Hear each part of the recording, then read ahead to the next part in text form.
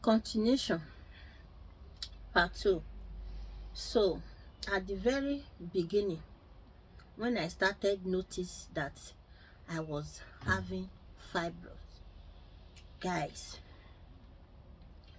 there is this, I'm the one that don't normally have menstrual pain whenever I'm seeing my period.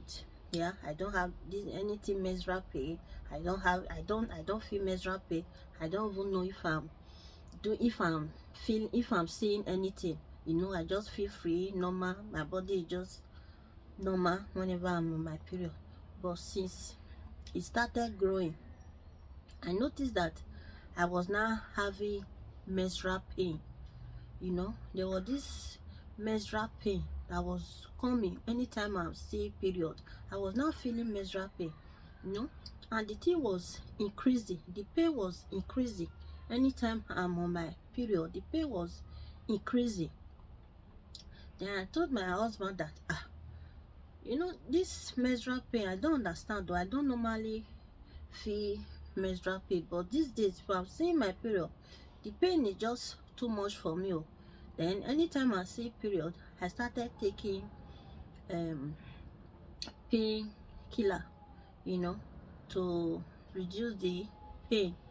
So until one day I was cleaning the house, doing cleaning, tidying up my house. After doing everything, my husband was not at home. It was the kids went to school, and they were back from school. So I was now home with the kids. Then after everything, I was done making food for my husband. My husband was at work, and then I said, let me lie down. you know Me lie down, I was tired at this time now because I was already exhausted.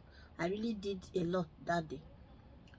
So I was the one that went to bed to lie down. For me to get up become a problem, guys. My leg automatically weak. I could not move my leg. From my waist to my leg was just paralyzed automatically. I said, what is going on with me? I was now shouting, blood of Jesus, blood of Jesus. I will walk in Jesus' name. I will walk in Jesus' name. I will walk in Jesus' name.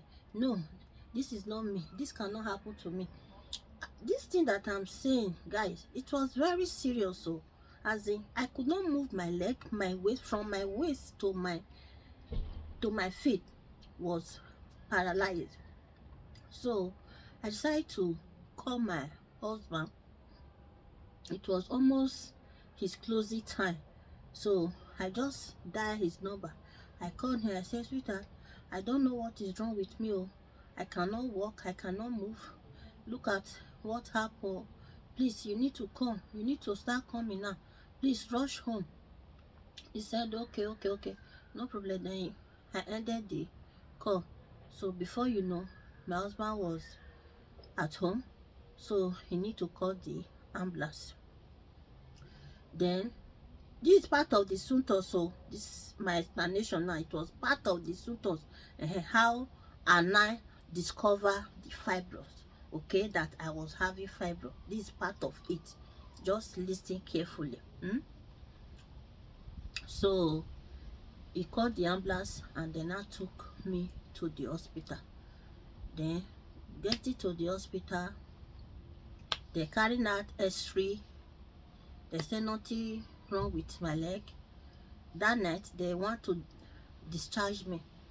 By the time they take me to the place they will discharge me, they take me out of the this one. I cannot walk. I was on wheelchair. They take me out of the wheelchair. They say I should walk. Me trying to move my leg, I was just down. Boom. I said, Jesus, as in I could not even move my leg. So I screamed, Jesus.